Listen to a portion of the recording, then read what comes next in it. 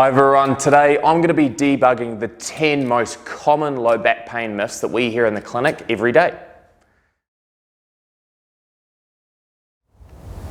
Although we have information about low back pain being the most debilitating condition here in Australia and worldwide, costing the public millions of dollars yearly and affecting the majority of the population throughout their lifetime, the stats continue to get worse, and these myths contribute to that. So, number one. My back is out of alignment causing my pain, so I need to be clicked back into place. Now, unless you've had a huge trauma, car accident, this is very unlikely. You're more likely to feel that way for sure as you're moving, but it's likely due to kind of tension, protective movement patterns, weaknesses, as opposed to bony malalignment, which is a medical emergency. Number two, deadlifts are bad for your back. Now this is absolute nonsense, and when done correctly are actually protective of low back pain. Now a lot of the time some people do get injuries with deadlifts, and it's not because of the movement as such, it's more the intensity, or they haven't recovered as well, or they're stressed and sleep and whatnot that contribute to that onset of pain. So it's more the load that we're not ready for as opposed to the movement itself. Number three, my imaging explains my low back pain. Now, studies have shown that people can have abnormalities on scans and have zero back pain whatsoever.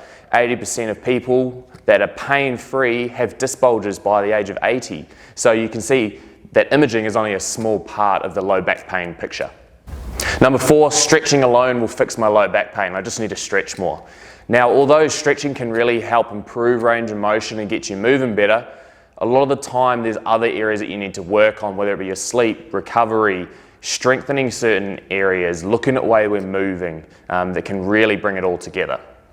Number five, my back is just so weak. Now just thinking like that is going to contribute to not wanting to load your back, making it weaker, making it flare up more often, and continue that cycle. Your back, a lot of the time, is actually just doing too much, and we see that a lot in our patients here in the clinic. We actually need to get other areas doing their job so your back can do a little bit less. Number six, stress and sleep have nothing to do with my low back pain. It does, guys.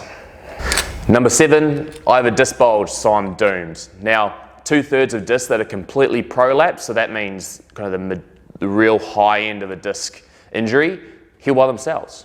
Like I said before, 80% of 80-year-olds that have no low back pain whatsoever have a disc bulge. So although a disc bulge can be acutely very painful, don't get me wrong, it just shows that it doesn't have to be symptomatic, and searching for a good looking x-ray the majority of our lives isn't going to help you in the long run. Number eight, surgery is the answer. Now although surgery can be great for a certain population of people, when we've tried everything else, it shouldn't be our go-to, it should never be our go-to. Alright, so if you tried rehab, if we've tried working on recovery, our sleep, moving a bit better, moving a bit more often, eating a bit better, all these little things can contribute to reducing your symptoms, but going down the surgical route straight away, unfortunately, it's not a magic bullet and it's not always successful. Number nine, low back pain is just a normal part of aging. Yeah, mate, just getting old. Sorry guys, low back pain is not a normal part of living. It's not something you have to put up with. Find the true causes of what's going on, nail them, your symptoms go away.